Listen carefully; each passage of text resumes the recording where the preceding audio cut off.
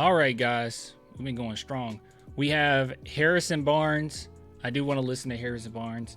So last time I didn't go over his segment, and I kind of regret it because I watched it later, and he actually said something that I think would have clarified a lot. So a lot of people were confused, or quite a few people were confused on, what was the issue with the end of the game. They thought that maybe, or of the last game, not this game that just happened, but the last game in which Keldon almost turned the ball over and then he dunked crazily and got a tech. And I knew that the reason why Barnes and Chris Paul was upset was because of the tech, right? Like that's what I thought it was. But a lot of people thought, oh no, it was because he wasn't taking care of the ball and it almost got stripped. I was like, no. And Harrison Barnes ended up saying that later, but I wasn't able to go over it. So I think we need to catch more of Harrison Barnes stuff because I don't think he's just a complete robot, man. I think that he actually just tell it how it is. So let's hear what he has to say about this past game. From Julian shooting the ball, CP running the show, things like that. But I think to see everyone collectively being able to participate in impact winning, I think that's what I draw the biggest joy from. Victor had 9 assists, found you a couple of times late. What do you think of his passing? What makes him so good in that area? I think for him, it's just slowing down. I mean, he's a willing passer. He has great court vision. Obviously, teams, he's the number one on the scouting reports. The teams are going to throw a lot of different schemes and a lot of different bodies at him. So I think for him, it's just slowing down, and when he can do that, he's going to make the right read.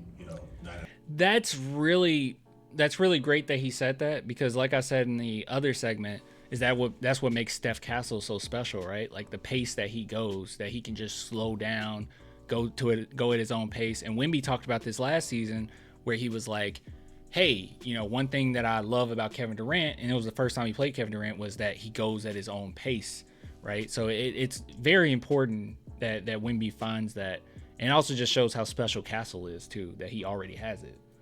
10 out of 10 times. 3 straight games now for you in terms of 20-plus points. How much of that is the previous 2 games just giving the team what it needs, maybe with Victor and Devin and Jeremy out, and tonight, combined with tonight, kind of, finding your offense within the flow and still getting a 20-plus point game? Yeah, for me, I don't really have too many expectations coming into games offensively. I think it's mostly just, reading and reacting off the guys who are out there. Sometimes you get more shots than others, but I think the biggest thing is just being active, being moving. Obviously, we talked about Victor's passing, just being able to, like I said, move off of him. He draws so much attention, get open shots. CP, Steph, those guys in the pick and roll, drawing to, probing, making the right reads. So for me, it's just a matter of just, like I said, just being active and just taking the shots as they come to you. Facts. Renee says, I think that's how you say your name. Hey, Clan. Let's say we play a game tomorrow and you have to start either Castle or Devin Vassell shooting guard. Who do you choose? Castle has been clutch. I'll choose Castle, but we'll talk about that. We'll talk about that later. Harrison, one of the things that you've done really, really well in the last few games is play good defense. Is that something that when you came and you heard what the game plan was going to be, that you upped in the gym? How did that happen? What? Wait, what's the question? Hold on. Drawing to, probing, making the right reads. So for me, it's just a matter of just, like I said, just being active and just taking the shots as they come to you. Harrison, one of the things that you've done really, really well in the last few games is play good defense. Is that something that when you came and you heard what the game plan was going to be, that you upped in the gym? How did that happen? Well, we know that defense is something that we can bring every night, and one of our goals is to be a top 10 defense, this season. So I think just really focusing on that, knowing that somewhere or another we're going to have somebody step up to give us offense, but defensively, how can we? What did he say?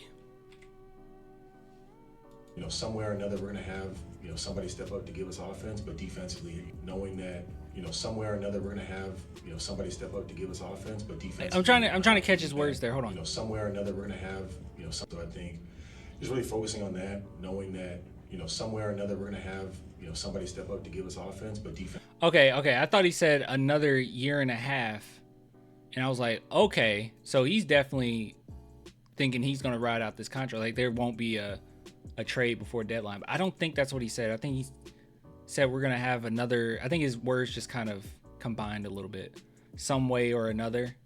Oh, okay.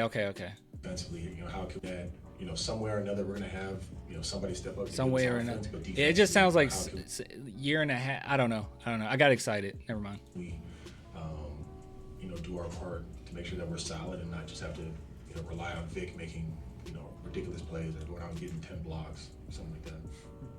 What do you make of Vic's ability to, I don't want to say flip a switch, but he seems to be able to go from not having the best game of his life to now it's the fourth quarter and he's taking over. That's kind of rare skill. It's funny, there was a clip floating around on Instagram of Mo Salah talking about this exact thing. I'm paraphrasing, but he said something like, every game you can always just find a moment.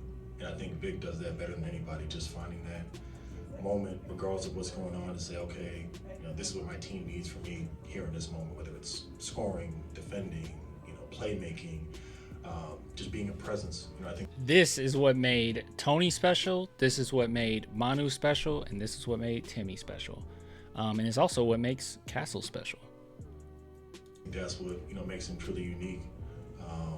And obviously, I played with Steph for a long time. He had that ability to do that too. But I think Vic has an ability to just flip that switch and just impact, rather than just simply just say, okay, I'm just going to score the basketball. Big Harrison. You love to see it. That actually was good. Okay, we gotta.